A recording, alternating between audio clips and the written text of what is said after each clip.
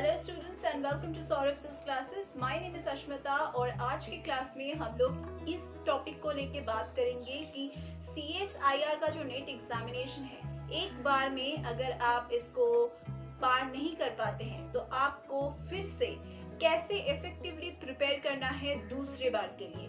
तो चलिए आज की क्लास को स्टार्ट करते हैं। तो CSIR नेट का जो एग्जामिनेशन है वो बहुत ही टफ एग्जामिनेशंस में से एक है और जो कंडक्ट किया जाता है just to take your career towards the lavishly paid jobs of junior research fellows of assistant professors. तो इसको क्वालिफाई करने के लिए प्रिपरेशन स्ट्रेटजी स्मार्ट होनी चाहिए, इफेक्टिव होनी चाहिए और सिस्टमैटिक होनी चाहिए। तो for this in today's video we are going to talk about subject wise किस तरह से आपको प्रिपरेशन करना है। एग्जामिनेशन जून मंथ में होने वाला है तो आपको प्रिपरेशन उसी तरह से लेना है। तो ये जो सवाल है आपके मन में उठ रहा होगा कि हमें कैसे प्रिपेयर करना है और हमें कैसे क्रैक करना है एग्जामिनेशन, या फिर विदाउट कोचिंग हम लोग कैसे प्रिपेयर करेंगे, या फिर जो घर में प्रिपरेशन होता है वो कैसे होनी चाहिए, या फिर हम किस तरह से इस CSIR NET एग्जामिनेशन को क्वालिफाई करेंगे। तो यही सारे सवाल कॉमनली आते हैं कैंडिडेट्स के माइंड में। तो आपको किस तरह से प्रिपरेशन लेना है, पहले तो try to understand the paper pattern and set your targeted score to back up the exam qualification। कि आपको एक टारगेट स्कोर आपको सोच के रखना है कि मुझे इतना सिक्योर करना ही है तभी जाके मैं क्वालिफाई होऊंगा। Try to seek out the best CSIR net study materials and also try to go for online coaching without having to travel anywhere and get the study materials।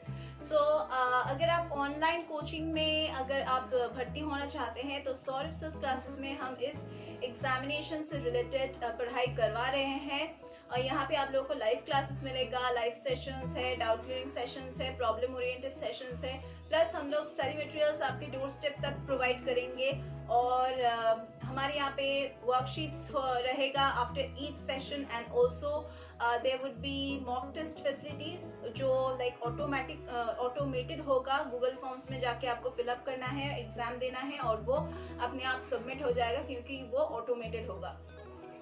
और हमारे यहाँ पे हम क्रैश कोर्स का facilities भी रखे हैं, scholarship facilities हैं, प्रीवियस ईयर्स के क्वेश्चन पेपर सॉल्व करवाते हैं, अनसॉल्व पेपर्स, सैम्पल पेपर्स भी सॉल्व करवाते हैं। तो अगर आपको हमारे क्लासेस में ज्वाइन करना है तो आप नीचे दिए गए डिस्क्रिप्शन बॉक्स में देख सकते हैं, पूरा डिटेल्स दिया गया है, या फिर आप हमारे जो वेबसाइट है वेबसाइट पे भी आप जाके एनरोल कर सकते हैं, या फिर अगर आपको कॉल करके कोई भी क्वेरीज का आंसर चाहिए तो वो भी आप हमें फ्रीली कॉल कर सकते हैं। तो चलिए वापस आते हैं हमारे डिस्कशन पे, जो है कि आपको किस तरह से प्रिपरेशन लेना है। तो try to spend at least 5 hours on your studies daily, because ये एग्जामिनेशन अगर आपको क्रैक करना है तो आपको तो अच्छे से ठीक से पढ़ाई करना ही पड़ेगा। And also allow 1 extra hour also for the revision portion that you have studied for the 5 hours. You need to go through that once again in that 1 hour. Try to take the important topics at first and एक topic आप complete करते हैं तो उसके बाद ही revise कीजिए, so that you remember those important highlights of that topic once again। और एक बार कंबाइंड रिवीजन भी आप कर सकते हैं, जो मैंने बोला है कि यहाँ पे 1 घंटे का एक्स्ट्रा टाइम आपको रखना है after those 5 hours of studies. उस 1 घंटे में आप कंबाइंड रिवीजन कीजिए हर एक टॉपिक का जो आपने पढ़ाई किए हैं उस दिन, या फिर जो प्रीवियस डे में आपने पढ़ाई किए हैं। Before you go off to sleep at night, just take that 1 hour to revise whatever you have done in that whole day। और try to utilize the morning hours on those topics that you find difficult, क्योंकि तब हमारे mind सबसे fresh रहता है और थकान नहीं रहता। तो सुबह का जो टाइम होता है उसमें आप सबसे डिफिकल्ट चैप्टर्स को लर्न कीजिए, अंडरस्टैंड कीजिए, ट्राई टू प्रैक्टिस दोस। नून का जो आवर्स होता है, जो आफ्टरनून का आवर्स, उसमें आप ऐसे टॉपिक्स को चूज कीजिए जिसमें आप शॉर्ट ट्रिक्स अप्लाई कर सकते हैं, या फिर जो डिफरेंट मेथड्स है वो आप अप्लाई कर सकते हैं, लाइक प्रैक्टिस सेशंस जिसको आप लिख के कर सकते हैं, उस टाइप का टॉपिक्स आप चूज कीजिए। नॉर्मली क्या होता है, सुबह का टाइम और जो आफ्टरनून का टाइम है वहाँ पे हमारा जो एनर्जी है सबसे पीक में रहता है। तो तब हमें क्या करना है, जो न्यू पढ़ाई है, जो चैप्टर्स डिफिकल्ट है या फिर जिसमें हमें प्रैक्टिस करना है, उन टाइप का टॉपिक्स या फिर उन टाइप का चैप्टर्स हमें बार बार पढ़ना है, लिखना है। और जो शाम का टाइम होता है, शाम के टाइम में हमें एक रिफाइंड रिवीजन करना है। Just to refine our performance, we need to do a revision. Just 1 hour in the evening should be dedicated to revision. एक सबसे ज्यादा बेस्ट वे जिससे आप अपने रिवीजन को एक लेवल ऊपर तक ले जा सकते हैं, वो है कि you can just go over to the previous year's question papers, solve them. There are sample papers also, there are unsolved papers also. Go through those papers in the evening time especially. While preparing for the examination, try to make regular notes and notes में आप किस तरह से लिखेंगे, इसका भी हम यहाँ पे आपको टिप्स दे रहे हैं। फॉर द थियोरी पोर्शन, जिसमें आपको ज़्यादा से ज़्यादा नोट्स बनाने हैं, उसमें आप स्मॉल डायग्राम ड्रॉ करके आप नोट्स बना सकते हैं, या फिर फ्लो चार्ट। जो फ्लो चार्ट हमने बहुत ही कम उम्र में हम लोगों ने सीखा है फ्लो चार्ट किस तरह से हमें बनाना है। तो फ्लो चार्ट के फॉर्म में अगर आप देखेंगे या फिर सीखेंगे तो बहुत ही शॉर्ट स्पैन ऑफ टाइम में आपको याद हो जाएगा।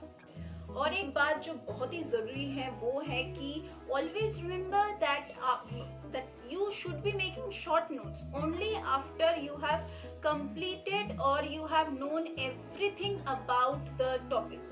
क्योंकि शॉर्ट नोट्स या फिर समराइज हम तभी करते हैं जब हमें पूरे चीज के बारे में पता चलता है। तो हमें तभी शॉर्ट नोट्स प्रिपेयर करना है जब हमें पूरे टॉपिक के बारे में सब कुछ पता चल जाए और हमें अच्छे से इफेक्टिवली वो याद रहे, तभी हम जॉट डाउन कर सकते हैं जो इम्पोर्टेंट हाईलाइट्स है या फिर जो इम्पोर्टेंट पॉइंट्स है। Try to keep a separate notebook, especially for the numerical questions, for formulas, for writing each formula. Like unit wise अगर आप रखेंगे चैप्टर के नीचे, हर एक चैप्टर के नीचे उसका formulas, then it will be very easy for you to go through the entire syllabus and revise it regularly. Highlight and give extra efforts to those formula which are used frequently in the numericals. Highlight them, you have highlighted, you highlight them. And always give preference for making short notes to the topics with high weightage, जिसमें ज़्यादा marks रहता है। उन topics पर ज़्यादा focus कीजिए and which are always asked in frequently in the last few years. आप लोग तो जब रिवीजन कर रहे हो तो तब आप प्रीवियस ईयर्स के क्वेश्चन पेपर्स छानबीन कर रहे हो, तो उसमें से जो टॉपिक आपको लगता है कि ये बहुत ही ज्यादा आ रहा है या फिर इस टाइप का सम बहुत ही ज्यादा आ रहा है या फिर क्वेश्चन टाइप ज्यादा आ रहा है, तो उस टॉपिक को आप ज्यादा से ज्यादा प्रैक्टिस कीजिए और वैसे क्वेश्चंस आप लिख लीजिए कि इस टाइप का आ सकता है। मॉक टेस्ट आप दे सकते हैं ऑनलाइन, बहुत सारे प्लेटफॉर्म है जहाँ पे आप मॉक टेस्ट दे सकते हैं। आप सौरभ सर क्लासेस में भी ऑनलाइन मॉक टेस्ट दे सकते हैं जो ऑटोमेटेड होने वाला है। तो आप लॉग इन कर सकते हैं ऑफिशियल वेबसाइट में और जाके आप एग्जाम दे सकते हैं after preparation. Obviously cramming avoid कीजिए, अगर आपको ठीक से प्रैक्टिस करना है तो क्रैमिंग अवॉइड कीजिए और फोकस कीजिए more on understanding the actual meanings and methods of the questions. तो थोड़े से सब्जेक्ट वाइज डिस्कशन कर लेते हैं हम कि ये जो सब्जेक्ट वाइज प्रिपरेशन स्ट्रेटजीज हैं, इसमें कौन से सब्जेक्ट्स रहेगा। साइंस रहेगा, केमिकल साइंस रहेगा, मैथमेटिकल साइंस रहेगा, अर्थ साइंस रहेगा, फिजिकल साइंस रहेगा। तो इतने सारे जो एग्जामिनेशंस हैं वो पार्ट वाइज आपको एग्जाम देना पड़ेगा। तो रहेगा पार्ट 1 और पार्ट 2 और पार्ट 3। तो यहाँ पे आप लोगों को एग्जामिनेशन में 3 पार्ट्स अटेम्प्ट करने हैं, जिसमें रहेगा part A, part B and part C. Part B और पार्ट सी में ज्यादा मार्क्स रहेगा तो उसमें आपको सिक्योर भी ज्यादा करना है। जनरल एप्टीट्यूड का जो सेक्शन है दैट इज पार्ट ए, इसमें रहेगा total 30 marks and if you attempt all the 15 compulsory questions and answer them accurately then you will win the 30 marks in this section itself। तो बहुत ही scoring होता है, तो ज्यादा से ज्यादा इन टाइप के क्वेश्चंस को प्रैक्टिस कीजिए ताकि आपको एक साथ 30 मार्क्स बहुत ही इजीली मिल जाए। प्रैक्टिकली सोचेंगे तो ये उतना ज्यादा पॉसिबल नहीं है कि आप सभी आंसर्स को करेक्टली आंसर करें, but at least let us consider 20 marks can be scored in this section. Like you will at least have to answer 10 questions accurately। ये तो आप टारगेट लगा सकते ही हैं कि मुझे 10 questions at least ठीक ठाक आंसर देना है without negative marking of course. तो आपका फिर टारगेटेड स्कोर हो जाएगा 17 to 20 मार्क्स। तो आप देख सकते हैं कि किस तरह से अगर आप टारगेट करेंगे कि मुझे इतना मार्क्स सिक्योर करने हैं, तो तब जाके आपको उससे थोड़ा सा ज्यादा मार्क्स आप सिक्योर कर सकते हैं। तो टारगेट स्कोर एक दिमाग में रखिए। कुछ टिप्स हैं जिसको आप फॉलो कर सकते हैं, जैसे कि first, obviously read the question clearly and try to understand its actual meaning. Don't try to interpret it wrong, otherwise you can misdirect your solution path। दिमाग में ये रखिए कि आपको कोई भी ट्विस्ट्स एंड टर्न्स दिया जा सकता है क्वेश्चन में, तो आपको वैसे ही क्वेश्चन सॉल्व करना है। सिंपल क्वेश्चंस तो ऑब्वियसली नहीं आएगा, कोई भी ट्विस्ट्स हो सकता है, तो दिमाग को वैसे प्रिपेयर कीजिए। जो सम्स बहुत शॉर्ट टाइम में कंप्लीट हो जाएगा वो आप पहले अटेम्प्ट कीजिए, और जो लेंथी क्वेश्चंस है उसको आप बाद में अटेम्प्ट कीजिए। ऑब्वियसली वक्त रखिए so that you can just give ample time to these long questions. Try to use the short tricks so that time बच जाए, और फॉर्मूलाज यूज कीजिए so that you can just complete the long question sums in a short span of time. Logical reasoning का जो section है वो हम बहुत ही इजीली क्लियर कर सकते हैं if we have our presence of mind. जो पार्ट ए है उसमें क्वेश्चन सॉल्व करने के लिए आप छोटे छोटे डायग्राम्स भी बना सकते हैं। अगर वैसे डायग्राम्स क्वेश्चन में नहीं दिया जाता है तो आप खुद भी बना सकते हैं, just a sketch of each diagram so that it becomes easier for you to solve these questions। And do not waste your time guessing the answer only if you are not sure about it। Do not guess the answer, do not take time to guess the answer। If you know, you know, otherwise you don't have to। If you can solve it, it's all right, otherwise you do not have to think about the answer for such a long time। Latest जो scheme है उस हिसाब से general aptitude का जो paper है उसमें negative marking रहेगा 0.5 marks. Like that's a deduction for each wrong answer, so stay focused, otherwise आपका टारगेट स्कोर नीचे आ जाएगा। तो आपका टारगेट से अगर नेगेटिव मार्किंग चला जाता है तो आप फिर से नीचे आ जाएंगे।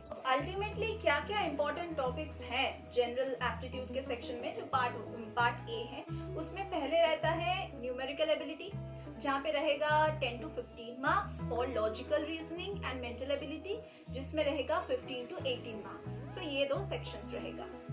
नेक्स्ट हम बात करेंगे कि किस तरह से आप CSIR नेट लाइफ साइंस का एग्जाम देंगे। तो ये जो एग्जामिनेशन होगा इसके लिए जो आप प्रिपरेशन ले रहे हैं, आपको पहले तो कंप्लीट सिलेबस के बारे में जानना है, तभी जाके आप एक प्रॉपर स्टडी प्लान बना सकेंगे for the CSIR net life science preparation.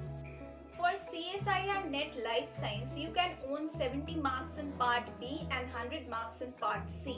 For Section B, as per the exam pattern, candidates will have to solve only questions out of 50, but also have to keep the negative marking, that is 0.5 marks deduction for each wrong answer in mind while solving the questions. Now for Section C, candidates are required to answer only 25 questions out of 75 to score 100 marks।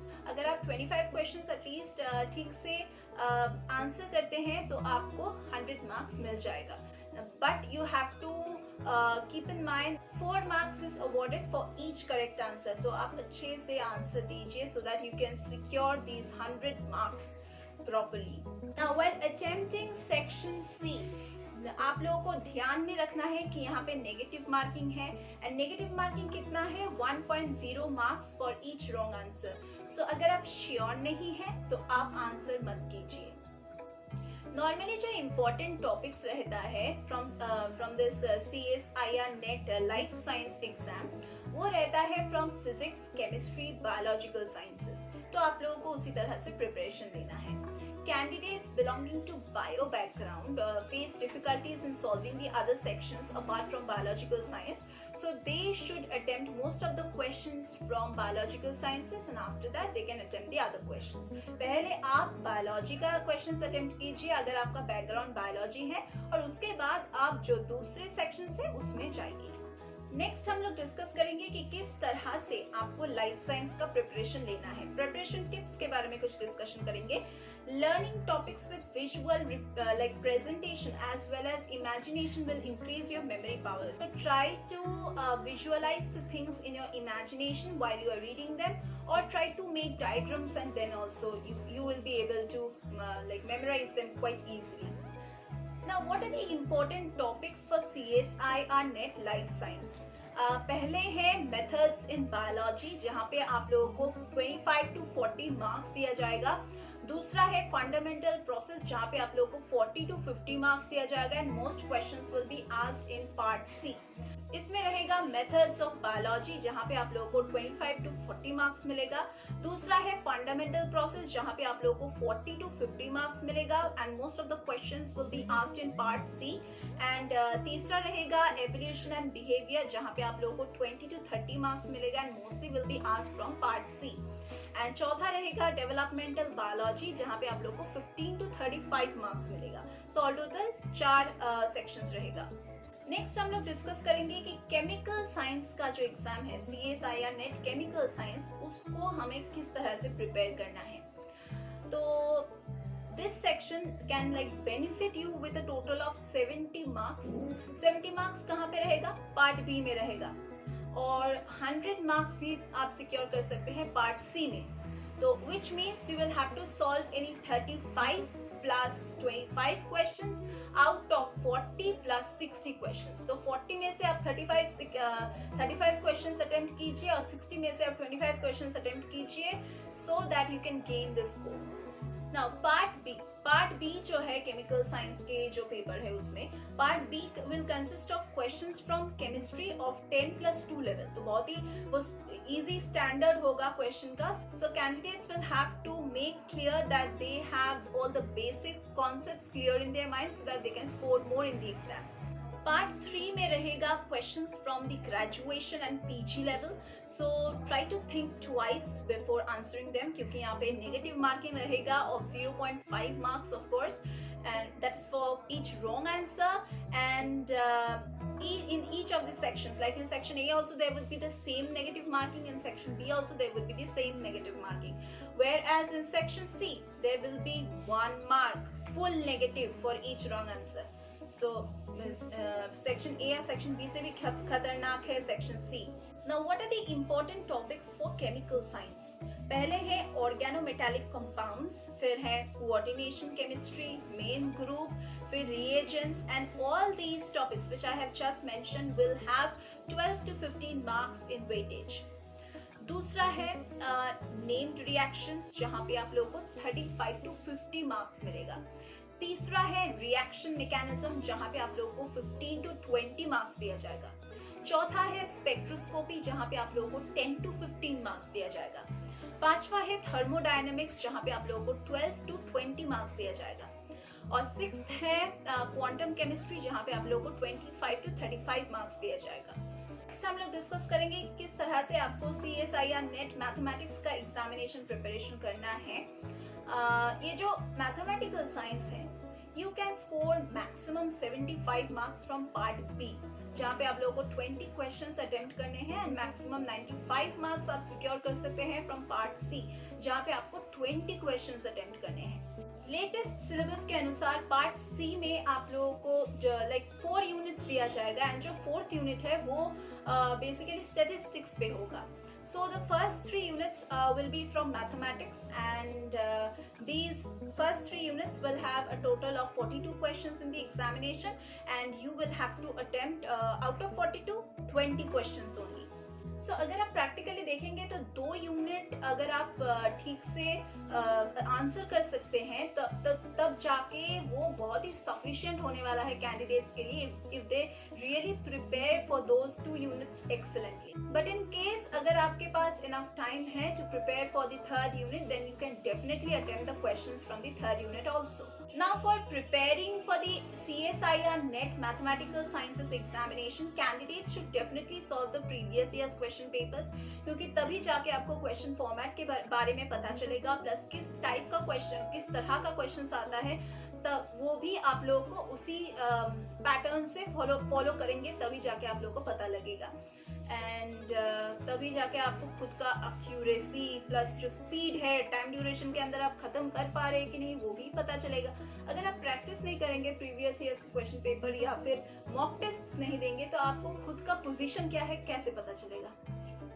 अगर आपको सच में अच्छे marks secure करने हैं mathematical science के examination में, then you should be knowing all the short tricks and also all the maths formula. ये आपको मग अप करना है। एक ही चीज जिसको आप सच में मग अप कर सकते हैं वो है कि सब शॉर्ट ट्रिक्स जो है वो आप मेमोराइज कीजिए, प्लस जो मैथ्स का फॉर्मूलाज है वो आपको मेमोराइज करना ही पड़ेगा। जो बहुत ही इम्पोर्टेंट स्किल है वो है टाइम मैनेजमेंट का। एग्जाम टाइम रहेगा 180 minutes. Break this time into 3 parts. Okay, and if we break it, there would be 90 to 95 minutes. Again, for next part there would be 55 to 65 minutes, and another part will have 20 to 25 minutes. Questions जो रहेगा part C में, उसमें रहेगा more than one option as the correct answer, so it is always better to start with part C because after solving this part concepts will be clear in your mind and then it would be really easy to attempt part B. So अगर आप ठीक से time management करेंगे तो part सी आप 90 to 95 minutes में खत्म कर सकते हैं। उसके बाद आप पार्ट बी में जा सकते हैं जहां पे आप नेक्स्ट 55 to 65 मिनट्स स्पेंड कर सकते हैं। You should attempt part A at last and you should not give more than 25 minutes to this part. Next हम लोग डिस्कस करने वाले हैं कि जो CSIR नेट का मैथमेटिकल साइंस का जो एग्जामिनेशन है उसका प्रिपरेशन टिप क्या है। Since in part A and in part B there is negative marking of 0.5 and 0.75 marks respectively, for part C there would be no negative marking because दोनों parts, पिछले दो parts में क्योंकि negative marking रहेगा, इस part में कोई भी negative marking नहीं रहेगा। So don't attempt those questions for which you are not confident. तो जो पार्ट्स में नेगेटिव मार्किंग है, do not attempt questions which you don't know. Next जो इम्पोर्टेंट टॉपिक है वो है कि मैथमेटिकल साइंस में मोस्ट हाईलाइटेड टॉपिक्स क्या है। पहले है डिफरेंशियल इक्वेशंस जहां पे आप लोगों को 35 to 40 मार्क्स मिलेगा। दूसरा है इंटीग्रल कैलकुलस जहां पे आप लोगों को 35 to 40 मार्क्स मिलेगा।